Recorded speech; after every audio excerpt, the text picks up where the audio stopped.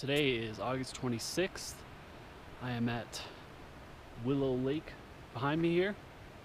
Means I'm going to be hiking up this way, which means I'm going to Challenger and Kit Carson. So today I'm going to be hiking the north ridge of Kit Carson, and then I'm going to be going over to Challenger and then back down Challenger's north slope. The typical way to do this is going up Challenger first and then to Kit Carson, but I'm really looking to kind of increase my experience on more difficult routes, so this will be a class 4, which is the most difficult for this particular loop here. For a full hike review of Kit Carson and Challenger Peak, you can check the link below. Talking about the drive in a little bit, very easy to get here, no big deal. To the lake, it's 4.83 miles. A lot of people camp kind of right down there. You can't actually camp on the lake here, even though it is beautiful. So what the trail is going to do now is basically go up. You can see those deer right there. Go to those deer and then go back there, and then Challenger will split to the right after this ledge here, and then Kit Carson will go left. One quick tip about this hike. So the Crestone area, this side in particular, is really marshy. You'll notice that when you hike up. Maybe I'll show it on the way down. But I would definitely not recommend doing this hike in June or July, and maybe even early August when the mosquitoes are really bad. I actually came to this area a couple of years ago on the 4th of July, and Jackie and I made it about 50 yards before we were covered in mosquitoes, like literally covered. And we eventually gave up on our hike about a half mile in. So yeah, definitely recommend this one for later summer or fall, or I guess on the other side, early spring. Really looking forward to this hike today, and I'll be checking in along the way here. This is your turn. For the love of God, do not miss it. Don't go up this way.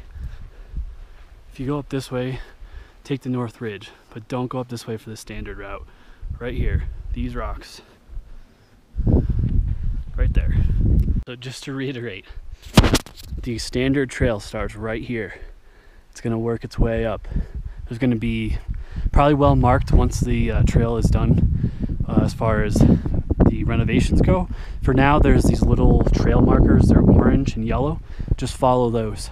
If you're going the north ridge, which is this right here, basically you're going to follow this trail, and you can either work up and work over, or just slowly work over. The end goal is once you get past these cliff, whatever you call them, just cliffs I guess, there's a couloir. You don't want to go too deep into it, just take a right when you're inside. So if you don't want to have an exposed ridge, you can kind of take the crack and stay to the right. And then yeah, down the backside of Kit Carson, over to Challenger, down Challenger. That's the general loop here. Alright, so I just made a mistake here. So I'm trying to go basically up that and then zigzag up that.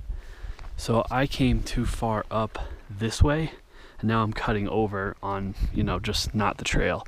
So I'm assuming you want to stay on somewhat of a trail down there. I'm not really sure. Ultimately, the elevation is the same gain either way, so it doesn't really matter. But I don't think that this is like the proper way to be going. So this has been a very much choose your own adventure trail.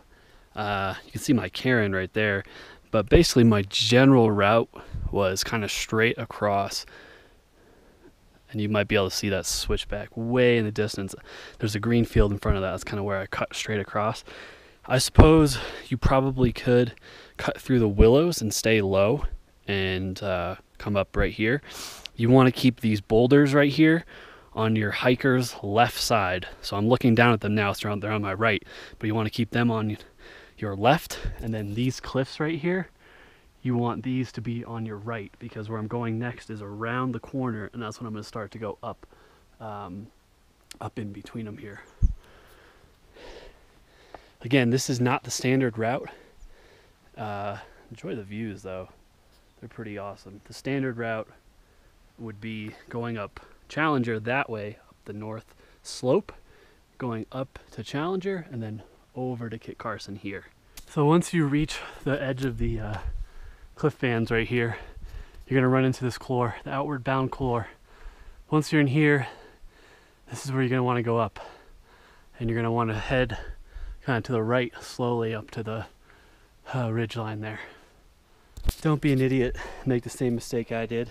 When you enter the couloir right here, just come up right here. Don't go up there. So some pretty good exposure now.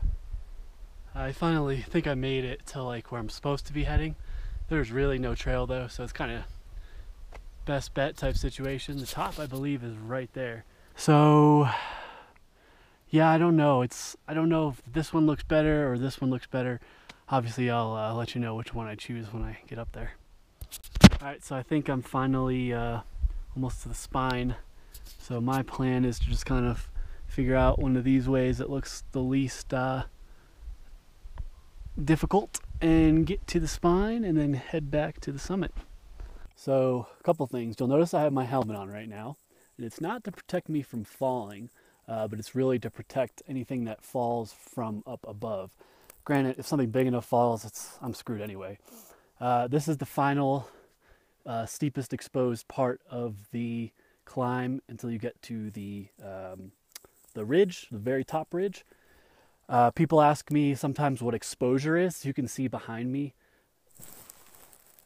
you know, the ground. So exposed basically means when you're climbing and there's just a sheer kind of cliff behind you. It doesn't mean the climbing is necessarily technically hard.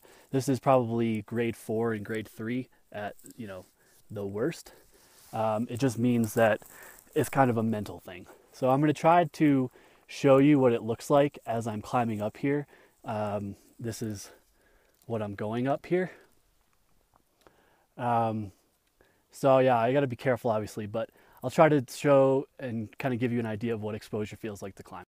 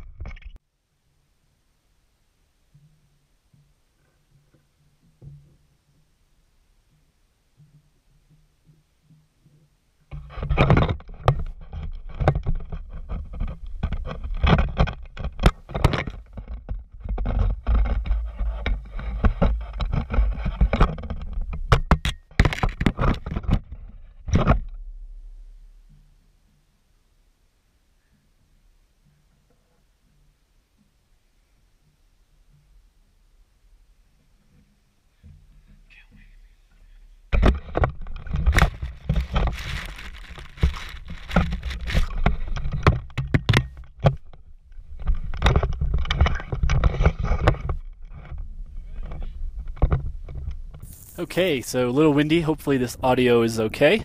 Working my way up the North Ridge, as you can see, decent amount of exposure here. Been dealing with that now for about a half hour. Clouds are rolling in a bit, so I'm hoping the weather stays clear.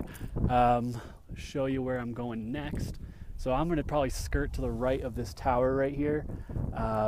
I think that's probably the best way. I don't know if I really want to go up it. I'll see when I get up there. Right now the climbing isn't too bad. It's like 4 and 3 most of the time. My advice for those who are not used to exposure, just kind of look at what is right in front of you. Because if you start looking ahead or below, it's just really easy to get overwhelmed and you know, you have a stupid fall. The other thing, when you're going to make a reach, I always have 3 points of contact, and I try to have 2 points that are kind of countering each other. So if I'm pushing down with one hand and I'm pulling up with another one, that way if this one, for whatever reason, the rock comes loose or I just lose my grip, I still have this and then another point of contact to keep me from falling. So that's really important too. Testing your holds, definitely also important. I always just kind of shake them, put a little weight on them, make sure the rocks on these ridge lines can be really, really loose, and you don't want to send one flying for your own sake, for people behind you. It's just not good. So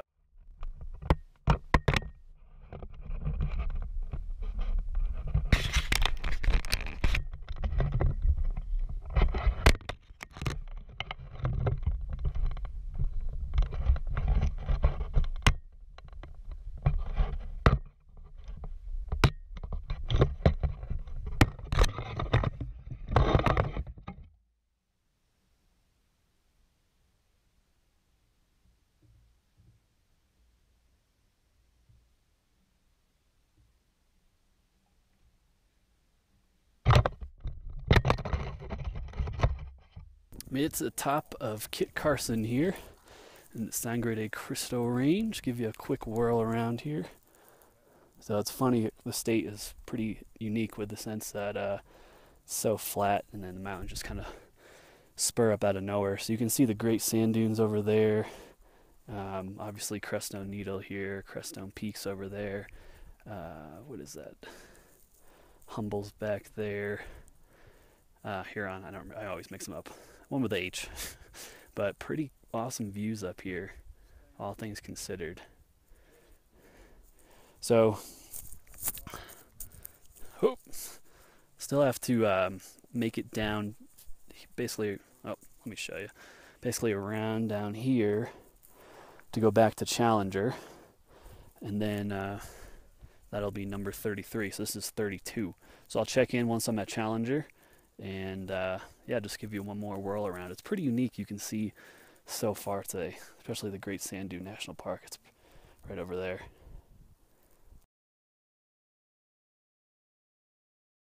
So this is the ridge between Challenger, which is up there. You can maybe see two people, and kind of work your way here.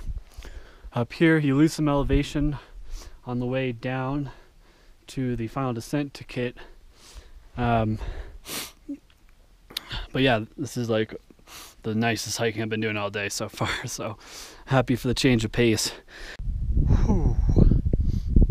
I'm tired, man. I am tired. 33 14ers down, summit of Challenger Point Peak. I don't really know right now. That's okay. Came from Kit Carson over there. You might be able to see someone sitting on the top. You can see the people working their way over there right now. And then I'm going eventually back down into Crestone, which is down there. So I'm going to do my full hike review here. Dog friendly, iffy. If your dog has tougher paws, then yeah, there's a lot of loose talus and scree and stuff. And honestly, now I haven't done the way up Challenger yet, but I've heard from everyone hiking that it's very eaten out. So just be careful of that. As far as gear goes, definitely hiking poles for some of the steeper descents.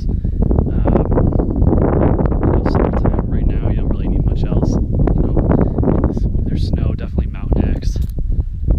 So this hike is considered probably moderate to hard. I would say there's less a little elevation gain. The hike in's pretty decent. So yeah, I'll give you one more pan around. Crestone's there, Great Sand Dune in the distance, Little Bear, Blanca, put in there, down. Crazy how the scenery changes here. It reminds me of California, like when you're driving out near Redlands area and mountains just pop up out of nowhere. For a full hike review of that bad boy, Kit Carson, and this one right here, Challenger Peak, you can check the link below.